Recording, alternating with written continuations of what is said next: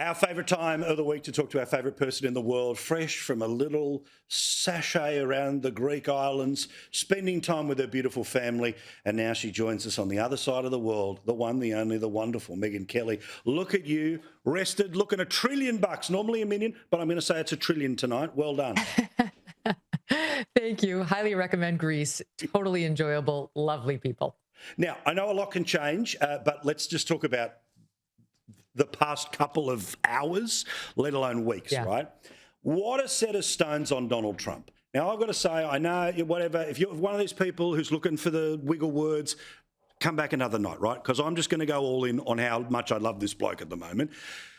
For how many years American presidents back channels to send a message to Israel and a back channel to send a message to Iran. He just goes, nah, I told you knock it off by now. I don't care who started it. I don't care who finished it. This is it. And think of just the clarity. And I love, he's not buggerising around with a press conference. Bang it out. The world knows how he feels. We basically have two countries that have been fighting so long and so hard that they don't know what the they're doing. I love the clarity, Megyn. Yes, and he's got cards to play now, because look, Iran is out of cards. It really doesn't have much it can do. It's been absolutely decimated militarily and the heads of its nuclear program and so on. But we just did Israel the biggest solid one could do for the country of Israel. And Trump's got some cards to play. So he said, F this, you're turning those planes around, because the ceasefire was broken by Iran with 2 missiles that didn't hit. They had dropped a missile attack right before the ceasefire that was bad, that actually did hurt some Israelis, but it was before. And Trump's mad that he feels Israel's overreacting and taking the bait in response to a rather feckless first breach by Iran. And the next post we get is they're turning those planes around. And, and they did.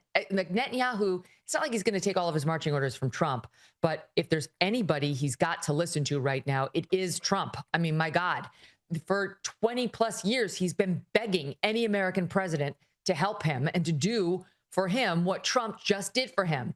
So, Trump does not want this thing to fall apart because some lunatic Iranian at some ballistic missile site pressed go twice in the wake, the wee hours of the ceasefire. So, it's like, you don't have to treat everything like it's an 11, I think is what Trump is trying to say. That's how we got into never ending conflict here. Why don't we try to pretend it still is a ceasefire and behave accordingly?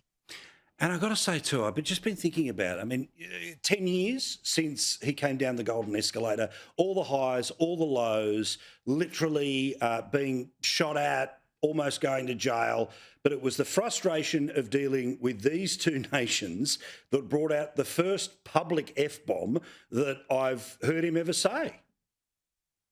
Yeah, I haven't heard him say it except for like in a joking context, at his rallies here or there, and very infrequently. He doesn't drop it a lot. I've never heard him say it like as a matter of frustration on U.S. policy. I mean, that was something, and he did it intentionally. Trump knows what he's doing, especially when it comes to marketing and messaging. And I'm sure he is incredibly frustrated with these powers. The thing about Trump is, while he's had very strong feelings about the world, the nation, the economies, and military conflicts for decades, dealing with the Middle East is especially sticky wicket. And I don't think that's something you fully understand until you're in it full time. And he's been dealing with Steve Witkoff, his friend, who he made Middle East envoy. And also that's the guy dealing with Russia, Ukraine. And it's just an impossible situation. Look how many brilliant minds have tried to solve it. How many U.S. presidents have tried to be the one to swoop in and solve it. It feels extremely unsolvable. I mean, you cannot get Hamas and Iran to soften up on their feelings about Israel and its right to exist, nor can you talk the Israelis out of their belief that they should go on existing and they have the right to live. So it's like, it's almost unsolvable in a way, other than trying to just convince each side to put down their arms. And by each side, I really do mean the Iranians and its proxies, because they're just so determined to kill Israelis and Jews. So so many men have tried, men in positions of power, and succeeded for a short time and then failed. It took Trump getting to be president and actually starting to really immerse himself in the Middle East, I think, to learn it firsthand. I think that's what we were hearing today with the use of the F-bomb, just his personal frustration at the impossibility of this conflict. Yeah. Also, again, I go back to just the clarity, right? Where he goes, look, I understand that, generally speaking, these conversations, there's no Goldilocks place where it's just right because you this and that before and before that and after this. And, there's always a way to justify not being the one to draw a line. But he's saying, hey, we're the ones here. Let's draw the freaking line. But then what about the action-packed flight on his way to Europe, where, again, in real time, bang, bang, bang, bang, bang, Putin, Netanyahu, he's getting stuff done. He's not sitting back watching a movie while flying in between engagements. This is a working plane. I think President Trump is exactly what we needed him to be. He really is feeling very strong, fired up, and free. He didn't listen. Look how it's just a pattern with him. No matter how much stress is put on him or, circumstances that would make most of us crumble and not get out of our beds, it's almost like he feeds off of it. The more you try to beat him down, the greater he grows. And I think the most recent circumstance was last week was while he was trying to weigh what to do. For the first time in decades, an American president had been asked by the Israelis to drop a bomb on Iran, and the circumstances made it a very viable option, right? It had been a much more difficult decision, I think, in some ways in the past when Iranian proxies were still strong. They hadn't been decimated by Israel in a lengthy couple-year war. And so, Trump was asked to make a tough decision, and he was able to say yes when other presidents weren't. And in part, it was because he had better circumstances because of the hobbling of the proxies of Iran. But in part, it was because Trump has zero Fs to give about criticism, even from his top political allies. Look who was coming down on him. Well, I forget the left. He's used to that, and he thrives off of that. I'm talking about Steve Bannon, Tucker Carlson, people, Thomas Massie, people inside his own party, Marjorie Taylor Greene, who's like one of the main faces of MAGA, congresswoman on the right, all saying this is absolute folly. It absolutely should not be done. Stay out of this. This is not our war. And he listened to them. He had them in, a couple of them, to the Oval or talked by phone to them and overruled them and said, you know what? I thank you for your input. I think I know better. I have a different judgment that I'm going to make. And it worked. It worked and hasn't spilled out into some greater, World War III right now. Even whatever, the ceasefire is going to get violated as it always does between these Middle East countries. But the fact that the Iranian response to our bombing was as limited as it was is a miracle. And it's to President Trump's credit in calculating how this would likely go. But that guy who's able to say, I'm doing this to his top allies over their strenuous objections really is at the point where he has zero Fs to give. Then I think that's who you're seeing on that airplane. Like, what else? Bring it. Let's go. But also, what I've got to say that I found refreshing, that I enjoyed about the final resolution, right, which was, I think some people, even very high profile, very intimately involved in everything from getting out the vote to primaries, all the rest of it, right? Some people need to be reminded every now and then, not all day, every day, that Trump is MAGA. It's not all these other people that are MAGA. They may well have weaponized it or found a way or become the leading voice or found a way to, get what they want out of a party. But Trump is the X factor and is the ball and is the game.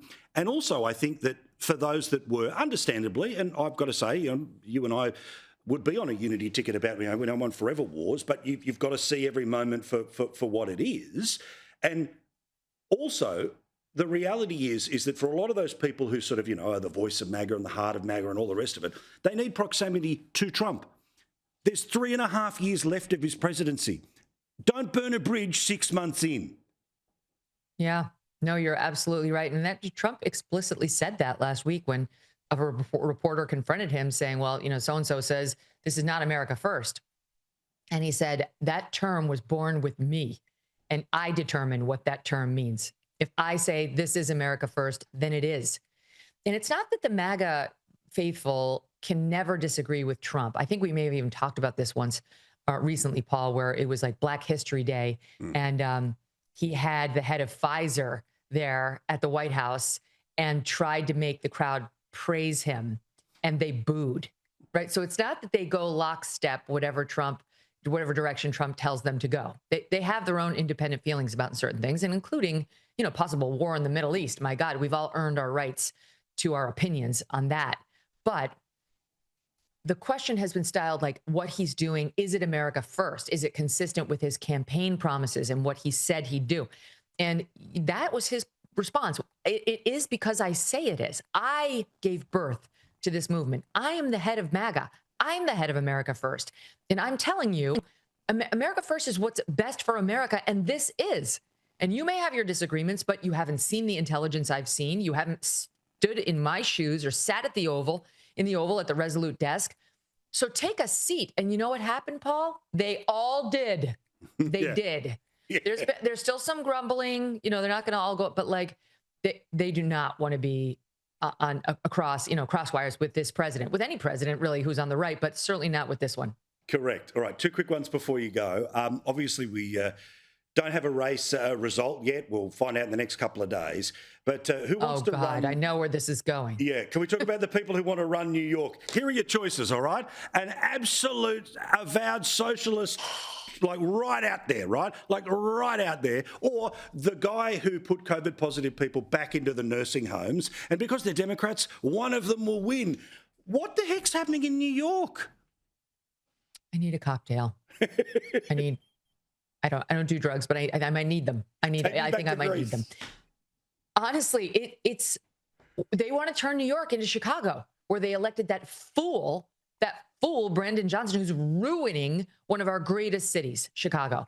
And now they want to do the same thing to, I'm sorry, the world's greatest city. There is no better city in the world than New York City, at least at its peak, under, the Giulianis and Bloombergs of the world. Mayor Bill de Blasio ruined it. He ruined our city. And now we've had inept rule by Eric Adams, who is obviously corrupt, but I'd take him any day over these others. I mean, I'm rooting for the corrupt guy. At least all he did was fleece people.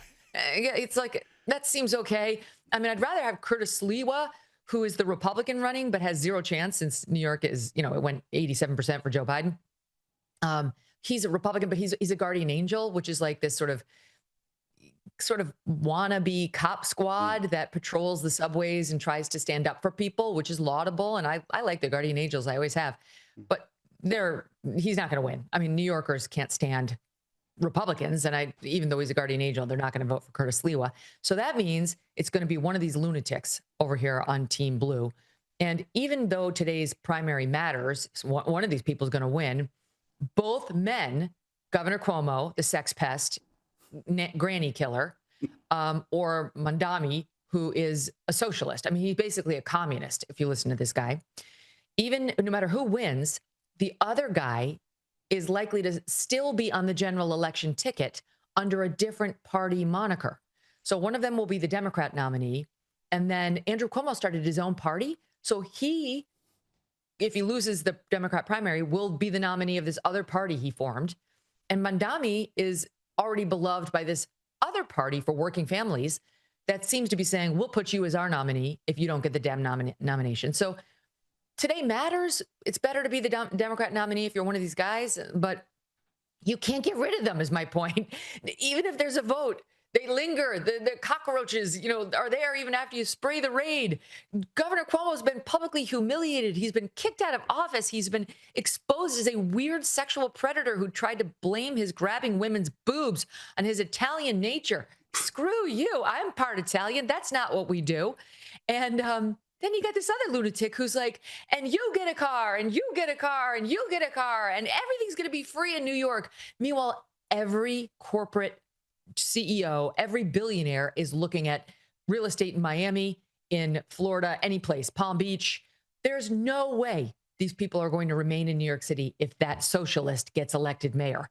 There are not enough rich people to pay for all this, quote, free stuff he's promising his friends in various pockets of New York to get elected. So there's no good outcome. I'm very sad that New Yorkers are doing this. But I can't help but avoid the conclusion that we get what we deserve. As voters, we get what we deserve. And also, addendum, thank God I left New York.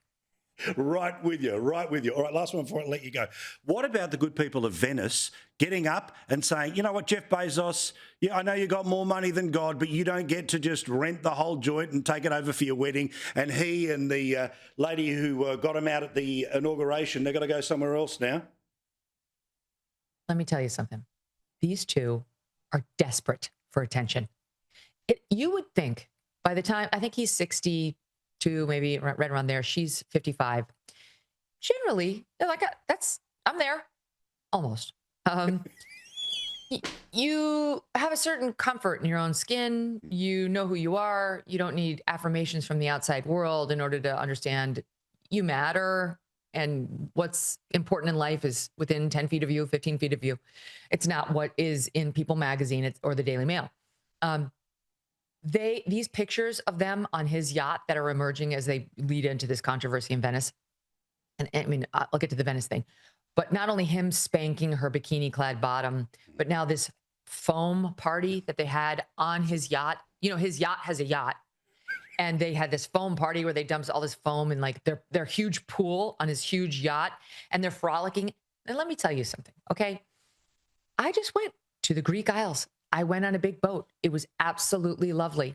And miraculously, I did not get photographed by any paparazzi while I was there, even though I did get recognized by a lot of Greek people. You know why?